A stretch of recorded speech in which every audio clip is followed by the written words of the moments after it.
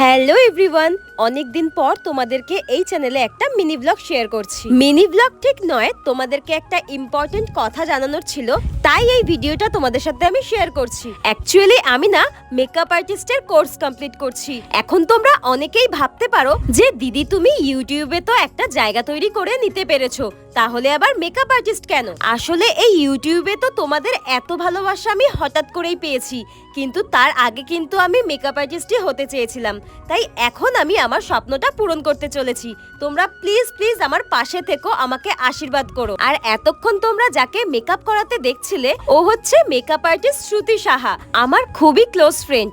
Actually আমি ওর স্টুডিওতে গিয়ে আমি শিখতে পারতাম, কিন্তু আমার ইউটিউবটা কন্টিনিউ করে এত দূরে গিয়ে শেখাটা পসিবল হতো না। তাই ওর বাড়ি থেকে আমার বাড়ির দূরত্ব খুব বেশি হলে 5 মিনিট। তাই এটাই আমার কাছে বেস্ট অপশন ছিল। আমার এই উদ্যোগটা তোমাদের কেমন লাগলো কমেন্ট করে জানিও কিন্তু।